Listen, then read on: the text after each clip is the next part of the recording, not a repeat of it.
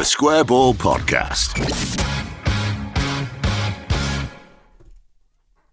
Welcome to the show. It's brought to you with Levi Solicitors. 10% discount is yours at levisolicitors.co.uk/the Square Ball. 10% discount on your legal fees. Dan Moylan with you, Michael Normanton, and Moscow White as well, Daniel Chapman.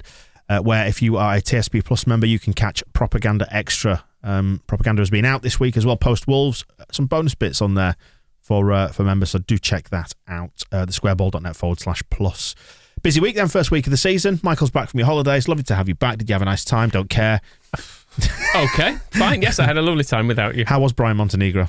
Brian Montenegro, yes, very nice, very pretty, very hot. I went to see a game over there. How did you? Who did you cheat on us with? It's some Kotar's local team. What level football is that? I think they're actually like second division in Montenegro, but I don't think it's a particularly big. It's not a particularly big league. The stadium. It's not instant qualification into the Champions League groups. No, I think the stadium had about 350 seated capacity, and it was free to get in. But it did mean I could take a bag of my own cans in, which is something. So you went on holiday with your family, thoroughly approve of, and sat in a football stadium with some cans away from your wife and children. Absolutely, just for a bit. For a bit. Doesn't 90 minutes? Yeah, for 90 minutes. It was about a 20-minute walk there and back as well. Well, I mean, you can turn that into half an hour if you take the I did go for a drink afterwards. On your own? No, we were with another family, so it was a. So they came out expecting a nice time, and you showed up half cut. It was a nice trip out for me, a little break for you. Yeah, excellent. No, it doesn't quite match the Ellen Road experience, does it? No, I'm not saying the day trip out. It was quite nice on Saturday. Cheaper. It was free, yeah. And you couldn't take your own cans into Ellen Road. No, don't try it. You will get a football banning order for that, I believe. Yes. So what a week it's been. Then where should we start? I listened to your interview with Kinnear while I was over on holiday. Yep. That was nice. Yep. You chickened out again by going on holiday? He dodged me on purpose, is what I'm saying. Is he a coward? I was going to come in with the hard-hitting questions. Yeah, well, it was all right, wasn't it? Yeah, we're a trading club. He sort of backtracked on it, didn't he? When you were like, so hang on, what are we doing then exactly? He probably phrased it slightly better than Radrizzani on the Phil Hay show, where I think it was a metaphor in a second language coming up with caging players. It was maybe a little bit of a hard way of putting it. I don't know if even Calvin Phillips felt like he was in a cage. Well, Rafinha is in a cage because he can't be registered yet, can he, at the time of recording? That might have developed over the course of the week by the time this comes out, but that's quite funny, isn't it, to think that they've paid a lot of money for a toy they can't use. Well, they haven't paid yet, have they? That's true. Because Radrizzani also mentioned in his interview that if 1st of September comes and goes, there will be did he say there will be a case like nobody's ever seen before? They will owe us another €10 million, which kind of in a way. But if you're never planning on paying it, you kind of don't owe it either. You're going to have to pay me more. It's one of those things. It's like if you get those letters about parking tickets that you're never going to pay, and it says £120 now. You go, fine, I'm still not paying it. There'd be as much chance of us getting that money as Leipzig getting the Jean-Kevin Augustin fee. Indeed. I mean, that got solved and all tidied up very quickly. So I think we should be frightened of taking Barcelona to the Court of Arbitration for Sport. It's a very neat and tidy affair. It was good getting some clarity on stadium redevelopment and the sort of general situation around tickets, just to understand what the numbers are, where they are, and all the rest of it. Judging by Twitter, the ticket situation has been entirely cleared up, and no one is confused by it at all anymore. I do keep seeing stories of people who were like 200th in the queue to get tickets, and then they try and pay and put the card details in, and it boots them out and puts them to 10,000th in the queue. Or it says you've got tickets, but you need to withdraw them from your basket to proceed, or something. It's confusing messages. Early days. Yeah. Hopefully it'll start working better. It does seem like, I know Kinnear kind of put a lot of the complaints down to just people moaning about not being able to get a ticket, but I think there are enough valid problems with what's going on that maybe some more attention should be paid to improving this and making it, because it's not a good look for people to be, if people can't get a ticket because all the tickets are gone, then they don't really have anything to complain about, and that is just a pure moan. If people have got a ticket in their basket and then it's being taken off them because there is some kind of fault, then that's not a good look, and people have the right to be complaining about that. And on the transfers, we're a trading club, which makes sense. I mean, I know we don't like to hear it. No one likes to be told that, pointed out that, look, we're not top of the tree anymore. We're not going out there and spunking money that's going to set new record transfer fees, because the game's moved on so far in that regard that we cannot compete as it stands at the minute. And we need a bigger stadium to facilitate bigger wages is about the size of it by the sounds of it. And we are trading Helder Costa at a loss. Yeah. Which is good. The trading club stuff and the caging stuff is it's all fine. It's just difficult to hear, isn't it? And I think the part of it, obviously you're deliberately not asking me about the Bielsa sacking aspects of it that they should have discussed in May, but there was a big, both Radrizzani and Kinnear talked more about that than they have done at any point, and it seemed to make it clearer than it was that it feels to me like it's linked to the transfer policy, particularly from what Kinnear was saying, and when they're talking about how back in 2021, summer 2021, they were talking to Bielsa and saying we either need to change the coach or change the players, because it seemed like even a year before that, Bielsa burnout has been on the board's mind, and them sort of thinking they can't go on with the same players or do the same methods forever. And then we get to the point where it's Bielsa always saying the next stage of players should be more expensive ones, 30, 40 million players, better than what we have. And I think that would probably have stretched the board more than they are able to invest. Yeah. And so it does then come down to, well, we can't afford to change the players to meet the standards of the coach that we've got. So we have to change the coach, which... It's a valid option, isn't it? It is a valid option. It's interesting to... in Phil's interview with Radrizzani, it seemed to be that at that point, if Jesse Marsch hadn't gone to Leipzig that summer, that they were going to replace Bielsa there and then, even though we just finished 9th, which puts me in the mindset of watching what happened that spring in the Premier League when we came to 9th, when we won. We won 8 out of 10 in the Premier League, didn't we? We beat Manchester City. And at that time, they must have been sitting there thinking, like, this is great, but wait till we get Jesse Marsch, that's going to be better. And it's weird because... I think you've been unfair there. I don't well, think it's just, it's a strange... well, they must have done, otherwise why would you get another coach or be thinking about another coach? And it's just strange thinking, because that's the best we've played for 20 years, and having that in the back of the mind of like, but he's going to go in the summer. But he did explain that by saying, well, it was never logical to then do so, was it? Because he'd finished 9th. But the football was great. The Radrizzani version of that was that, but then Jesse Marsch signed for Leipzig. So it's just going back a long time and thinking, it kind of puts more pressure on Marsch in some ways to know that he has been the chosen one, not just from last summer, but the summer before. So you really then need to see him performing, considering what we had. And it all just like, in the end, it's a bit of a shame because, and this kind of fits with the... But what we had was getting 6-0 and 4-0 pumpings. It kind of fits. In the end. But then the solution to that, change the coach or change the players, we couldn't afford to buy the players that Bielsa, the coach, would want. And when you think about a lot of Kinnear's answers on things were, so we need to, for the stadium redevelopment, when we're talking about the West Stand, it's going to be 100 million into that, but because of rising costs, and I guess the opportunities that we missed in the when we were messing about with GFH and Chelino and all those years that we lost, he was talking about it's going to be quite functional. It's not going to be very attractive. So, the limit on investment that we can put there means there's a limit to how good the new facility is going to be and when they can come. And then when he was asked about the women's team, it says, well, you've got to understand that needs a lot of investment. And when we're talking about pretty much everything came down to, well, that's going to be very expensive.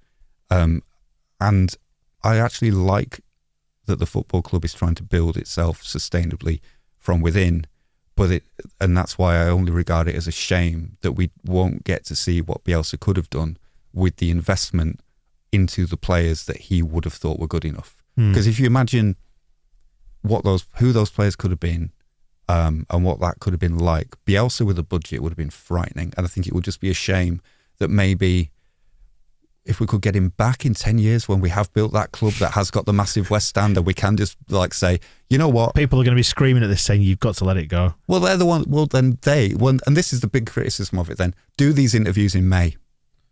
Because but you can also understand why they didn't, because it was just time for things just to calm down and everybody to sort of rationalise what had happened. But then they stir it up again 2 days before the season starts. Well, they didn't, did they? I asked him the questions. So why didn't they do the interviews before then? Radvid Sarni can do an interview anytime he wants. Yeah. Well, he calls it on when he wants an interview. Yeah, they obviously felt it was the right time to do it. And exactly. So they can't expect nobody to comment on it now. Okay. Elder Costa's left the club anyway. We would like to thank Helder for his attitude and professionalism over recent weeks and wish him luck during his time at the King Abdullah Sport City Stadium. Strange one, isn't it? Helder Costa. He played a part, didn't he? He did, yeah. He got us up. When you look at the price of footballers now, just talking about 30 to 40 million pound footballers being the sort of ballpark that you need to pay to kick you on to the next level, suddenly paying 15, 16 million, which we all thought was probably a little bit overpriced at the time, seems like fairly small beer now, doesn't it, really? Which is mad, but that's football for you. Yeah, he never quite lived up to the price tag or expectations, did he? I don't think. There were bits of it when you sort of... Who did he replace? I'm trying to think who he came into the team instead of. Hard to actually remember, isn't it? But he seemed like he would probably be an upgrade. Well, I suppose we sold... Did we sell Jack Clark that summer and got... that would be... Got Costa in, so we kind of used that money to get someone who was a bit more proven. And has he had a better few years than Jack Clark? Yes. Probably, and like a DFS sofa, we're still going to be paying for him long after it's gone to the skip. I mean, if he's gone to Saudi Arabia, and so his wages are probably being fairly well covered, if not entirely. I mean, the summer he was brought in, we got rid of Ekuban, Clark, Wilkes, Heidi Sacco. That's probably the direct upgrade. Kemal Roof, Vernon Anita, Pavel Chibitsky. It's another one who was an option for the wing. So, yeah, he was probably better than those, although I still love Heidi Sacco. And he's had a better few years than Pavel. Yeah, he did. And that's it. It's like kind of the contribution to us going up. And it's funny because even at the start of the Premier League promotion, those first few games, he actually played really well. And it looked like, because there was also that idea that if we're getting him into the wide open space of the Premier League, then his pace in behind will be great. And there was a little bit of proof of that for maybe 2 games, and then we signed Rafinha, and I think that killed him.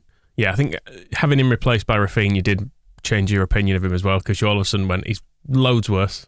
Yeah. Just don't want to see him again, ever. I wonder if it affected him as well, because he never seemed the most confident of people. Yeah, it was always kind of even with the promotion stuff, he was never central to any of it, was he? He always seems to be on the fringes of the celebrations and stuff. Maybe that was just his character, though. He used to do a bit more at Wolves. They used to do more videos with him, and it seemed like I have a sense of humour, but quite a quiet type. But you wonder if, Rafinha coming in and being quite obviously so much better than him in his position did make him think, oh, wow. He's got a nice animation on his Instagram. Have you seen that for his move? It's one of those ever zoomable things, and it's kind of going through his life of him as a child with a football in the mirror. Then it zooms in and it goes to all his clubs, and it's nicely done. Yeah, I mean, he's got 2 promotions, hasn't he? Yeah. Like Barry Douglas. Premier League football, because he played there. He played in the Premier League for Wolves before he came for us, so he had a season there as well. He's a good player. I don't think he'll be remembered as a great at the club, but often players aren't. They come, they score some goals, get some assists, they play. I'll remember him for the Swansea, being involved in the Swansea goal, actually. He was down the right there, wasn't he? What do you think of the answers around transfers that we got from Angus Kinnear? I wanted him to say we're definitely signing a left-back, and he didn't say that. No, he told me that off air. Did he? He said 100%, we will definitely sign one. And then he slid a piece of paper over the table with the name on it. So, tell you what, guys, you're going to be impressed. No, they should sign someone, shouldn't they? I think so. If Junior Firpo was dead good, I'd say, okay, fine, we'll persist with Strout for a bit until he gets fit.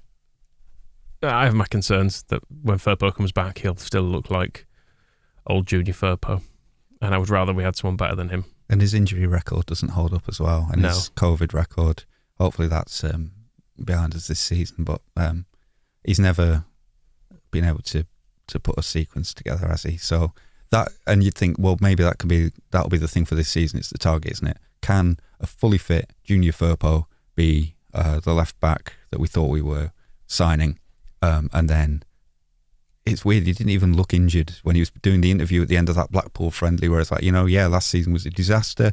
I'm hoping this season will be a lot better. And he already had the injury that's going to keep him out for 2 months. So it's those kind of things do just make you think, like, who can we sign? But yeah, I suppose the question is who and how long you have them for. It's weird because Joel Robles has come as the backup goalkeeper. Is it confirmed yet? Yeah, it's confirmed this morning. Now confirmed. So we've been wanting somebody like that for ages, and he sounds absolutely perfect. That he's a 32-year-old former Wigan goalkeeper. An FA Cup winner. FA Cup winner. Twice FA Cup winner after this season. And happy to be back up. But it's strange how... I wonder if there'll be a move in this as well because of the way squads are changing and stuff. Of outfield players who will do that kind of Scott Carson, Rob Green, never actually going to play job, but for outfield positions, because it's the same with the stuff about wanting to sign a striker as well, where obviously Charles de Ketelaere, clearly the idea is that he will be better than the players that we already have, so it's a no-brainer signing, and you can see all that, why that makes sense. And then on the Radrizzani interview, why did he have to say, he talked it through, he made it all sound fine, like we gave him a better offer than Milan and he decided to go there. Okay, yeah, well, that's fine. But if only I'd gone 10 days earlier, I would have sorted it all out. Stop before you get to that bit. Like, that doesn't help anybody knowing that if I'd only gone 10 days earlier, I'll always regret this. But so Ketelaere makes perfect sense because he would have come in and he's immediately probably, you're then giving Bamford and Rodrigo and Aronson and all those players problems because he might be better than them in all their positions. And now, though, because those players don't come along very often because it's hard to find somebody better than Bamford and whoever, you're looking for somebody who is worse than Bamford and Gelhardt because you don't want them to take their place. The dream signing, the dream scenario is we sign a striker now and they never play because Bamford and Gelhardt are fit and brilliant all season. And so it is difficult to find a player, I guess, who'll do that. But maybe there is I don't buy it. Get one. Yeah, just get one and let them be pissed off. The links to, what's his name, Che Adams came up again, didn't they? And it was like, obviously he's not going to play unless Bamford gets injured, in which case we'll need him. But and how do you sell that to him? Well, I find it very difficult to argue against the idea of a squad in the Premier League era. You force your way in, don't you?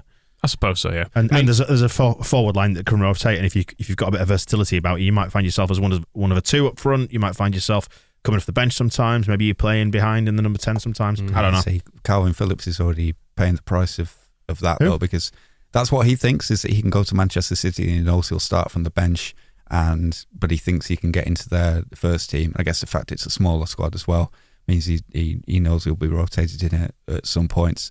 But I guess it's that's him having the confidence to go there and say, like, I will challenge myself to get into Manchester City's team.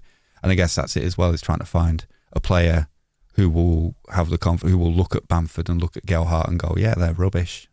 You might be buying me as backup, but I'll be in ahead of them anytime. And I don't know who that mystical player is, but I am outraged that they haven't found him. But it's not Joel Robles, because he's not getting in ahead of Meslier at any point soon, is he? No. But I think I'm happy with the signing, though. It seems to make a lot of sense. And it gives Klassen the option as well, the opportunity to sort of properly establish himself in the 21s now as well and play more football there. Like people say, it's going to block his pathway, but maybe it's just a little bit more prudent to have that extra body in there. And you saw the improvement in Klassen between his first half of the season and the second half, and that was just purely from playing in the under 23s. And 21s as they are now. Do you see the score? 21s as they are now. 5-2 at Derby. 4 for Matteo Joseph. That was good. With Ombang in goal. So we had another new goalkeeper because old Daniel van der Heuvel broke his neck by the sounds of it. He broke some vertebrae in a car crash, which thankfully he's recovering from what Jesse Marsh was saying about him. But that's never a good vibe. Chat shit, get on banged. That's what they say, isn't it? They do, apparently. Yeah. Quiz for you, actually, Moscow. Which club did Joel Robles play? I know he's a free agent, but what was his last team? It was Real Betis. Well done. Thank Well you. done. He's improved. For long-time listeners would have maybe heard Moscow go for Betis before. Yeah, you see, I can't let the Bielsa thing go, but I am improving in other ways. So Well that's done. just give me some time on the other bit. Finally, the away kit, Michael. I don't think you've gone on record with your thoughts on it, have you yet? Yeah. No, I don't like it. Bottom of the ocean, innit? Best place for it, my opinion. Do you know what? The original pictures look worse than the genuine pictures I've seen of people who own them. Yeah. I don't like the coloured in bits on Spo Top. Right. The sponsor, the ironed-on sponsor logo is just like a horrible cheap plastic. It's not good. Well, Sam's got one for his birthday, which is this week, and Hope he's not listening. It comes. No, he doesn't listen to podcasts. He's 11, and obviously it comes without Spo Top on it. It looks much better. The other big hitch when you see. Are you suggesting we should force ourselves into children's kits? Would that look better? If that's what floats your boat. The other big hitch with it in the reel is the huge piss yellow box on the back, because obviously they have to leave that blank for the name and number, and if you don't get a name and number on, there's none of the tie-dye repeat goes all the way around, so it looks bad from that. So if you are getting it, and it appeals to some people, good, get a name and number on the back as well. I think it's only a kit. To fill Everyone the gets gap. so upset about these things. They don't need to. It's fine. Well, it's borderline, isn't it? I mean, on the one hand, it doesn't matter. On the other hand, it is sort of how your football club presents itself to the world. Yeah, but it's And transient, people see It's this. transient, isn't it? And tie-dye is very fashion. If you go in hobbycraft these days, there's loads of tie-dye stuff. What was you going hobbycraft for? What are you after? Hobbies and crafts. Plaster of Paris? Yeah, I'll do it all Is the that time. still a thing? Yeah, absolutely. Sequins and that? Yep. Goggly eyes? Cross stitch. Cross stitch, very nice. Wool. What are you crocheting at the minute? New away kit. Maybe that's the future. Maybe it is. Well, there you go. That wraps up the news section of this part. We've got the match preview for Southampton to come, and we'll pick heroes and villains for the week as well. Stick about. The Square Ball Podcast.